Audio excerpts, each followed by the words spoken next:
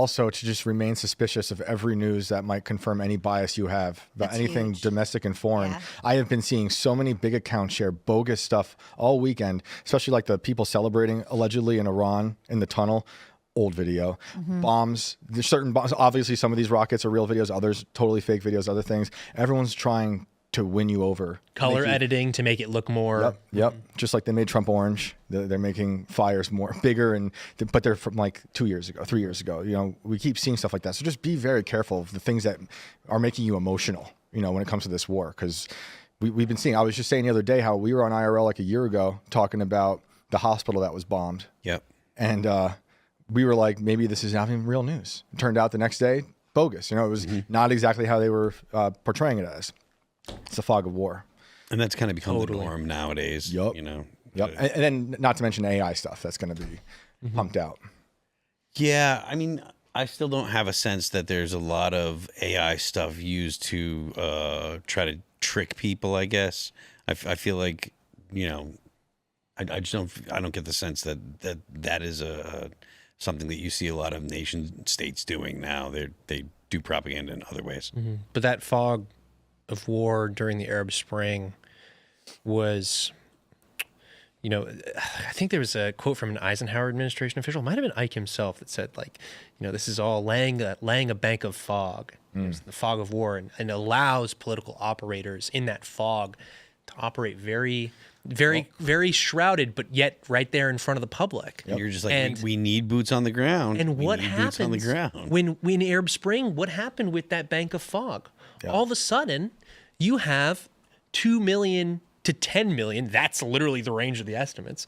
People coming in and fundamentally changing Western Europe. And Western Europe is a fundamentally different place because of the regime change wars that took place, and the uprisings that took place. Supported by Western powers. Funny enough, Eisenhower was the one behind the 1950. He was the president during the Iranian coup, who also gave us the great term military-industrial complex. Right? Because you saw it up close and personal. He inherited the coup from Truman, and then he was like, "Yeah, let's do that." But then $1,000. That's how they operate in the shadows, and all of a sudden, boom! Your country gets hit with 2 million new migrants who are now taking over full neighborhoods and completely changing the way that your community operates, the culture of your community, the culture of your nation, the creed of your nation, even sometimes.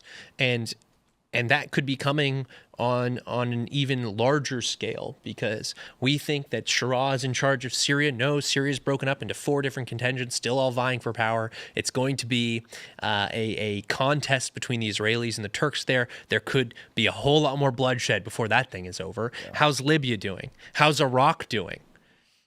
I have no idea how Libya is doing right now. Libya is doing very, very poorly. Not doing well. Yeah. Millions of people still, plus what happens in Iran, could come to the Western world, and the West could be done as we know it. Out of Libya right now. Negotiations, how are they handled? I heard this from a friend who works in development in various regions, doing like investments and things like this, that it's all tribal leaders now, and they negotiate by a group of tribal militia walked into one of the local magistrates, whatever they call themselves, put a grenade on the table and just said, "This is how we do business." That's what it's turned into. Yeah. Live grenade. Here we go. Well, we get what we want. Apparently, Hillary Clinton was wrong about what would happen in Libya. Publicly, she had her public position and her private position, remember? Yeah. And publicly, she was like, "We'll be greeted as liberators." I'm saying that facetiously. Behind the scenes, they knew exactly what they were doing in destabilizing the region. That was the point. Yep. Just like we did to Haiti. Yeah, Syria. Haiti's Guatemala. destroyed. Yep. I think the Arab Spring was an operation of the West. Yeah, I wouldn't doubt it. You think so? I wouldn't doubt it. So I was What actually do you make of Egypt putting the quash on the Palestinian Gaza march? It's completely expected. Yeah. I don't know. That's why we always all those make a Arab joke countries where we're think they're like troublemakers. Yeah. When these leftists argue about Israel Palestine, we always say like, okay, we'll buy you a plane ticket over there. Go for it. I've offered this to a lot of people and they never want to do it. I say, hey, I got an idea. How about we send you, we'll do a documentary, we'll film you talking about what you believe in, why you believe in it. We'll go to like the Rafah crossing, and then we'll film a whole thing about what you're doing, what you want to do, and we'll see what happens. And then they're like, nah. Thanks for checking out this clip from Timcast IRL. Make sure to watch the show live Monday through Friday at 8 p.m. Subscribe to this channel, and we will see you all there.